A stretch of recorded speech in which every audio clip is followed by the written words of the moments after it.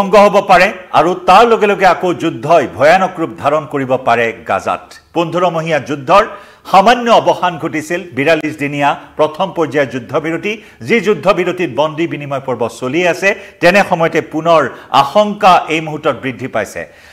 ইজৰাইলৰ প্ৰধানমন্ত্ৰী বেঞ্জামিন নেতানিয়াহুৰ এটা স্থিতিক কেন্দ্ৰ কৰি ৰহস্যৰ সৃষ্টি হৈছে আৰু তাৰ লগে লগে প্ৰশ্নৰ অৱতাৰণা হৈছে যে ভংগ হ'ব পাৰে নেকি যুদ্ধবিৰতি আকৌ গাজাত হ'ব নেকি যুদ্ধ সেই আশংকাই এতিয়া পুনৰ মধ্যপ্ৰাচ্যত উত্তেজনাৰ সৃষ্টি কৰিছে নমস্কাৰ প্ৰিয় দৰ্শক মই জয়ন্ত মাধৱ গোস্বামী আপোনাক স্বাগতম জনাইছো নিউজ 18 অসম নৰ্থ ইষ্টৰ ডিজিটেল লাইভলৈ মধ্যপ্ৰাচ্যৰ সংঘাত সামান্য পৰিমাণে সংঘাত মহিমূৰ হোৱা পৰিলক্ষিত হৈছিল এফালে হিজবুল্লাহৰ লগত যুদ্ধবিৰতি ইজৰাইলৰ আৰু তাৰ পিছত যোৱা 19 জানুৱাৰীৰ পৰা 15 মাহ ধৰি চলি থকা যুদ্ধৰ সাময়িকভাৱে স্থবিৰ হৈ পৰিছিল সেই যুদ্ধখন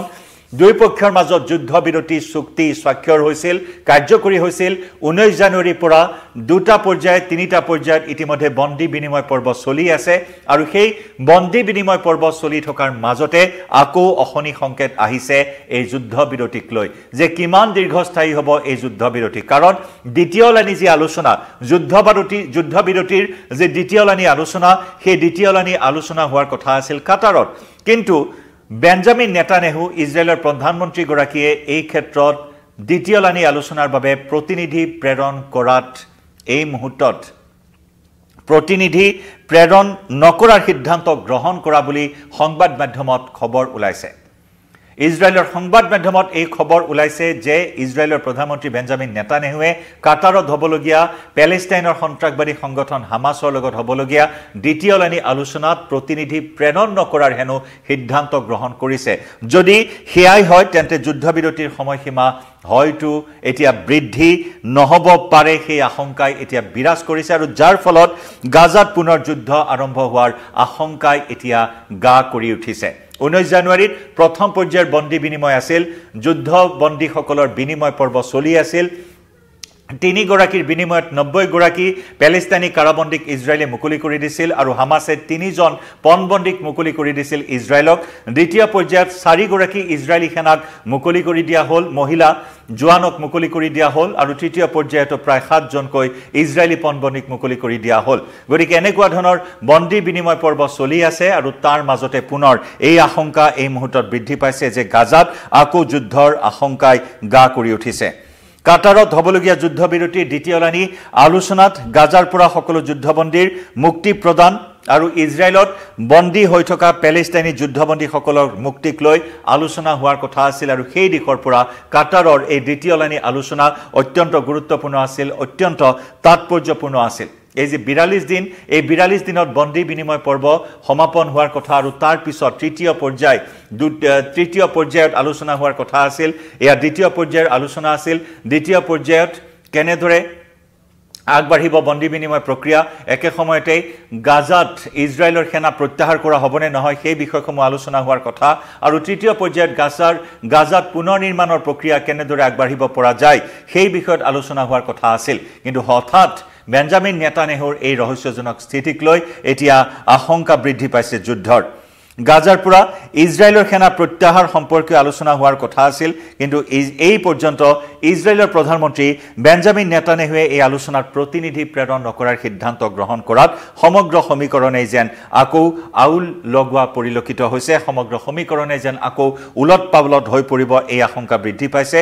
আৰু যাক লৈ এতিয়া হামাছ আৰু ইজৰাইলৰ যুদ্ধবিৰতিৰ ভৱিষ্যতক লৈ এতিয়া পুনৰ চৰম অনিশ্চয়তা দেখা দিছে কলিয়াৰ দাৱাৰে আকৌ এই যুদ্ধবিৰতিৰ প্ৰসংগত সানি ধৰা পৰিলক্ষিত হৈছে একে সময়তে যদি আমি চাও 19 জানুৱাৰীৰ পিছত গাজাত সেই বিধ্বস্ত যি অৱস্থা গাজাত হিংসাৰ যি জুই জ্বলি আছিল ইমান দিনে 15 মাহ ধৰি যুদ্ধৰ জুইত যি গাজা বিধ্বস্ত হৈ পৰিছিল সেই গাজালৈ ইতিমধ্যে লাখ লাখ লোকে নিজৰ আপোন ঘৰখন বিচাৰি যোৱা পৰিলক্ষিত হৈছিল এক হৃদয় বিদাৰক দৃশ্য ইতিমধ্যে দেখিবলৈ পোৱা হৈছিল লাখ লাখ লোকে তালি টোপোলা বান্ধি শৰণাৰ্থী শিবিৰত থকা সীমান্তত প্ৰাণৰ মমতাত আশ্ৰয় গ্ৰহণ কৰি থকা লোকসকলে উত্তৰ গাজা দক্ষিণ গাজাত প্ৰৱেশ কৰিছিল উত্তৰ গাজাৰ সকলো পথ খুলি দিয়া হৈছিল দক্ষিণ গাজাৰ সকলো পথ খুলি দিয়া হৈছিল আৰু তাৰ পিছতে লাখ লাখ লোকে আপোন ঘৰ বিচাৰি হাবাথুৰি খাইছিল গাজা ষ্ট্ৰিপত ধ্বংসস্তূপত আপোনজনৰ সন্ধান কৰিছিল কাৰণ বহু হাজাৰ লোক এতিয়াও সন্ধানহীন হৈ আছে সেই ধ্বংসস্তূপৰ মাজত মৃতদেহৰ উদ্ধাৰ অভিযান চলি আছে গতিকে তেনেকুৱা এটা অবৰ্ণনীয় পৰিৱেশ এতিয়াও গাজাত অব্যাহত আছে এই 15 মাহৰ যি যুদ্ধ আক্ৰমণ ইজৰাইল ডিফেন্স ফৰ্চৰ যি আক্ৰমণ আৰু সেই আক্ৰমণত ৪৭,০০০ কৈ লোকে প্ৰাণ হেৰুৱাইছে তাত হামাছৰ যোদ্ধা আছে হামাছৰ সদস্য আছে নিৰীহ সৰ্বাধিক নিৰীহ নাগৰিকৰ মৃত্যু হৈছে সৰ্বাধিক শিশু আৰু মহিলাৰ মৃত্যু হৈছে মানৱতাৰ বধ্যভূমিত পৰিণত হৈছিল বিগত 15 মাহ গাজা ষ্ট্ৰিপ আৰু তাৰ পিছত আমেৰিকাৰ ৰাষ্ট্ৰপতি হিচাপে ডোনাল্ড ট্ৰাম্পে শপত গ্ৰহণ কৰাৰ পিছতে যুদ্ধৰ প্ৰসংগত তেওঁৰ স্থিতি স্পষ্ট কৰিছিল যে যুদ্ধ হ'বলৈ দিয়া নহব আৰু সেই মৰ্মে আমেৰিকাৰ পৰোক্ষ হেঁচাত ইজৰাইলে সন্মান হৈছিল ইজৰাইলে যুদ্ধবিৰতিত স্বাক্ষৰ কৰিছিল ইজৰাইলৰ প্ৰধানমন্ত্ৰী বেঞ্জামিন নেতানেহুৱে বাৰে বাৰে সকীয়াই দিছে হামাছক যে যুদ্ধবিৰতিৰ যদি তিল মানুহ ইফাল সিফাল হয় চুক্তিৰ তেতিয়াহ'লে পৰিণাম ভয়াৱহ হ'ব বন্দী বিনিময় পৰ্বৰ ক্ষেত্ৰত তালিকা প্ৰকাশ কৰিবলৈ বাৰে বাৰে ইজৰাইলৰ প্ৰধানমন্ত্ৰীয়ে হামাছক সকীয়াই আহিছে যিসকল পণবন্দীক মুকলি কৰি দিব তাৰ তালিকা শীঘ্ৰেই প্ৰকাশ কৰিবলৈ ইজৰাইলৰ প্ৰধানমন্ত্ৰীগৰাকীয়ে হামাছক সকীয়াই আহিছে গতিকে এই বিষয়সমূহক লৈ আকৌ এতিয়া সন্দেহৰ অৱকাশ ঘটিছে যে কি কাৰণত ইজৰাইলৰ প্ৰধানমন্ত্ৰীগৰাকীয়ে প্ৰতিনিধি প্ৰেৰণ নকৰাৰ সিদ্ধান্ত গ্ৰহণ কৰিলে দ্বিতীয় লানি আলোচনাত প্ৰধানমন্ত্ৰী বেঞ্জামিন নেতানেহুৱে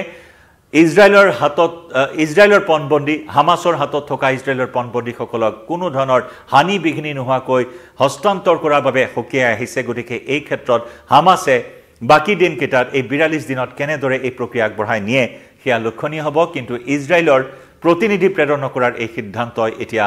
সমগ্ৰ প্ৰক্ৰিয়াটোতে বাধা প্ৰদান কৰিব নেকি তাক লৈ প্ৰশ্ন উত্থাপন হৈছে আৰু একে সময়তে পুনৰ আক্ৰমণাত্মক হৈ উঠিব নেকি ইজৰাইল ডিফেন্স ফৰ্চ এই সমূহ প্ৰশ্নই আকৌ এবাৰ আতংকৰ সৃষ্টি কৰা পৰিলক্ষিত হৈছে গাজা ষ্ট্ৰিপত কাৰণ শান্তি বিচাৰি আপোন ঘৰখনলৈ প্ৰৱেশ কৰা লোকসকলে আকৌ সেই বিভীষিকাময় যুদ্ধৰ সেই বিভীষিকাময় পৰিস্থিতিৰ মুখামুখি হ'ব লাগিব নেকি কাৰণ এইবাৰ যদি আক্ৰমণ হয় আৰু ভয়ানক আক্ৰমণ হ'ব ইজৰাইলে সেই কথা বাৰে বাৰে সকীয়াই আহিছে কাৰণ হামাছ নিশেষ নকৰা পৰ্যন্ত এই আন্দোলন এই যুদ্ধ চলি যোৱাৰ পণ লৈছিল ইজৰাইলৰ প্ৰধানমন্ত্ৰী বেঞ্জামিন নেতানেহুৱে 2023 চনৰ 7 অক্টোবৰত কৰা আক্ৰমণৰ প্ৰতিশোধ এতিয়াও সম্পূৰ্ণ হোৱা নাই ইজৰাইলৰ আৰু সেই প্ৰতিশোধ সম্পূৰ্ণ কৰিবলৈ হয়তো ইজৰাইলে পুনৰ গৰজি উঠিব পাৰে ইজৰাইলৰ ক্ষেপণাস্ত্ৰ ইজৰাইলৰ মিছাইলে আকৌ গৰজি উঠিব পাৰে গাজা ষ্ট্ৰিপত গতিকে তাৰ বাবে এতিয়া সমগ্ৰ বিশ্বৰ আকৌ দৃষ্টি নিবদ্ধ হৈ আছে ইজৰাইলৰ প্ৰধানমন্ত্ৰী বেঞ্জামিন নেতানেহুৰ স্থিতিৰ ওপৰত আৰু এই সমগ্ৰ যুদ্ধবিৰতি প্ৰক্ৰিয়াৰ ওপৰত যুদ্ধবন্দী বিনিময় প্ৰক্ৰিয়াৰ ওপৰত যুদ্ধৰ প্ৰতিটো খবৰ জনাই যাম আপোনালোকক লাইভৰ পৰা এই মুহূৰ্তত বিদায় লৈছো ধন্যবাদ